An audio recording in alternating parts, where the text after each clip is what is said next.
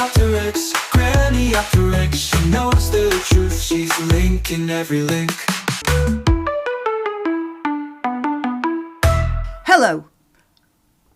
With any luck, I won't be anywhere near my studio while you're watching this video because I'm heading to London and I'm going to be at the demonstration on the 13th of September. So if you're going to be there as well, hello, ahead of time.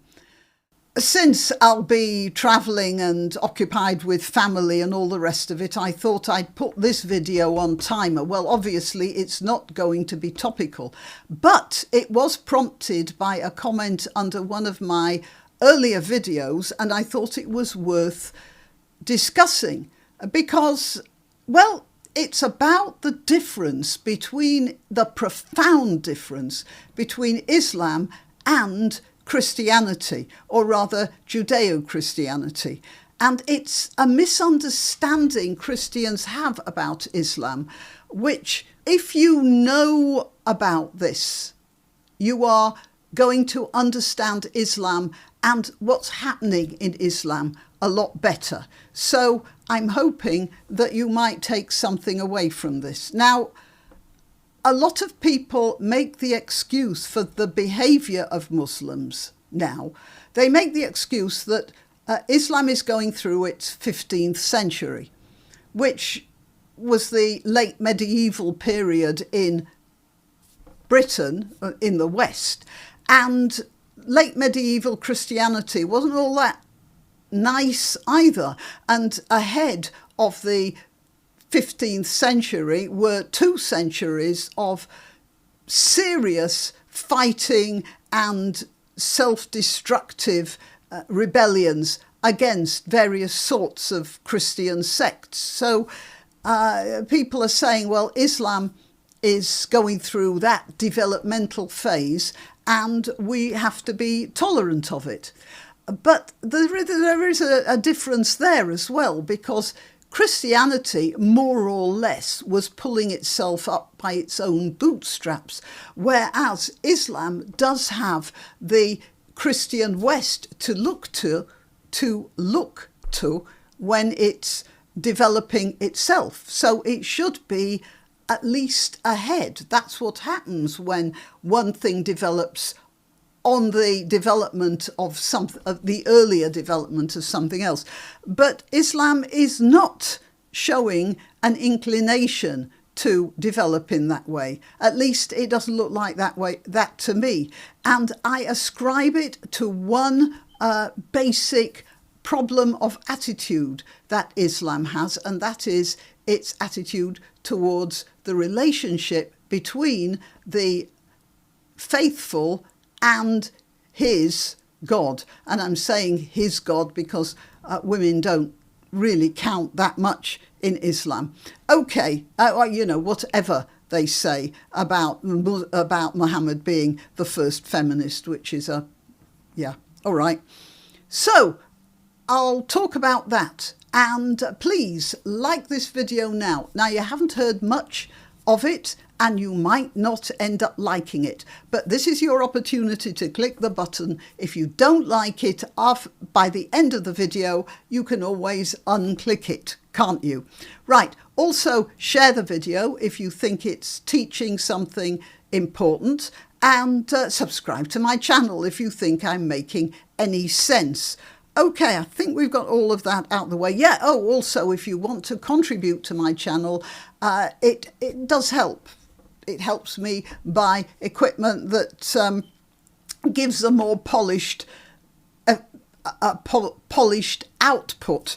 And also, pays me for my time as well. I do spend time making these videos. All right.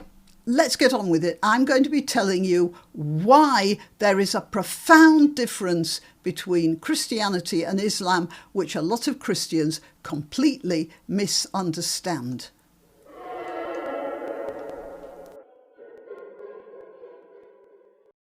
Now, a lot of Christians, I have a a picture somewhere. I'll try and remember to put it up here.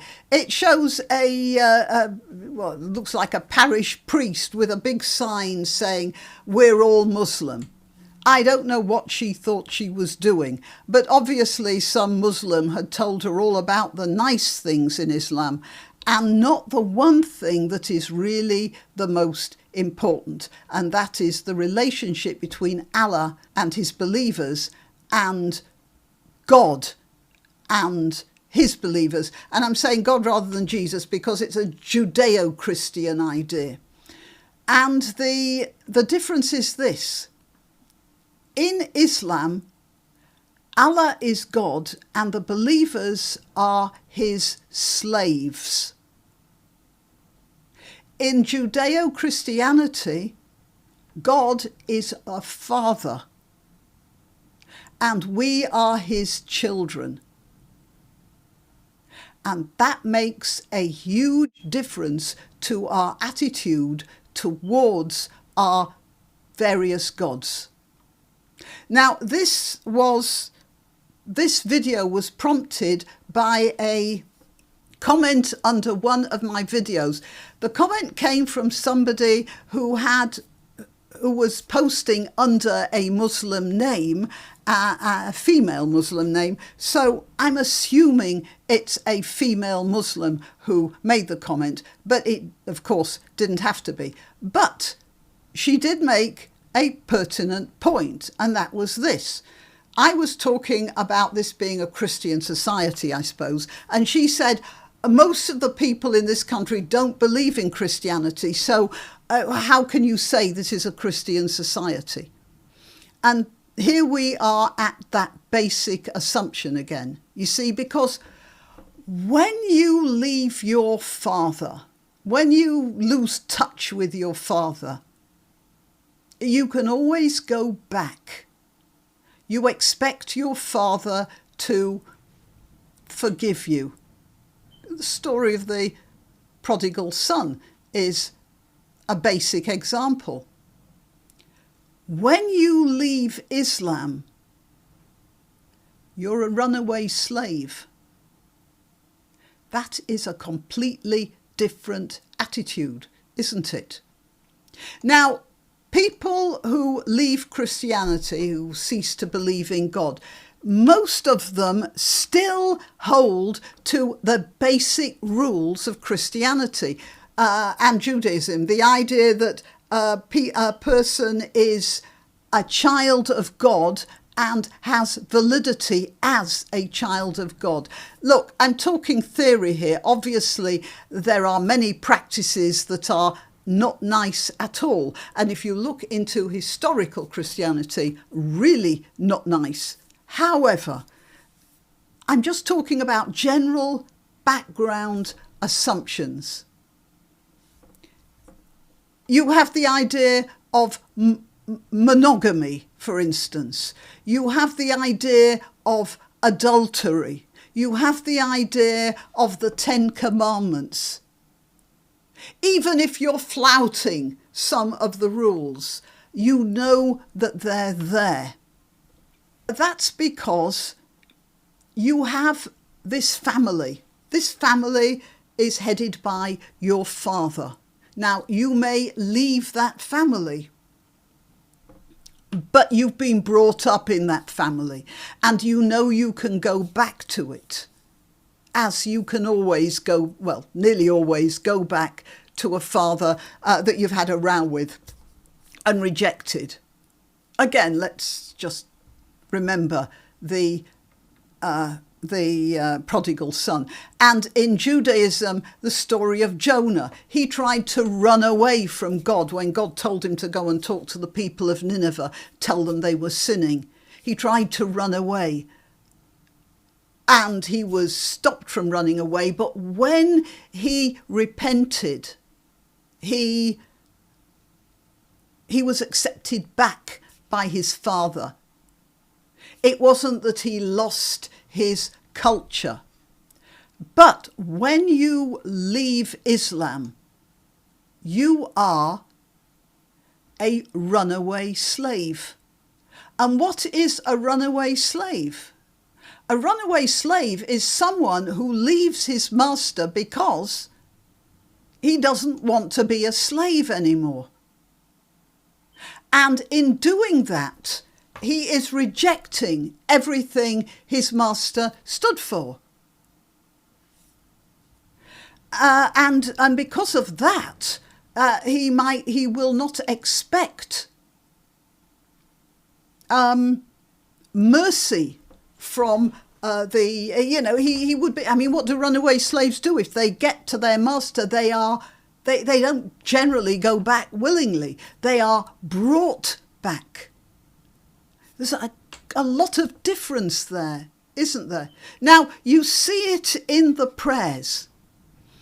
When we pray to God, we talk about how glorious he is, how wonderful he is, how he's made a beautiful world, all the rest of it. And of course, Muslims feel the same way. But there is a difference. They are always telling God how merciful he is. We don't often tell God he's merciful. I mean, there are prayers where we say how he will forgive us. We ask him to forgive us all the time. But we don't tell him he's merciful. That is the sort of thing a slave will say to a master. It's a different attitude. Oh, Dad, please forgive me for breaking that window. I didn't realise I'd thrown the ball in that direction. Is different from, Master, I'm sorry I broke the window, but please be merciful to me. I'll work extra hard to repay you for it. Different thing altogether. And so there is this master and slave idea in the Muslim brain. You know, you don't usually tell your father he's merciful because he hasn't beaten you to a pulp that day. You just say, thanks, Dad, when he does something nice for you. But in Islam, it's not the same. As a Muslim, you're not the child of a loving father. You are the slave of a master. And you're constantly saying Allah is merciful in the hope that he isn't in a bad mood. Because there is another attitude, you know, that Allah is remaking the universe every second, every split second.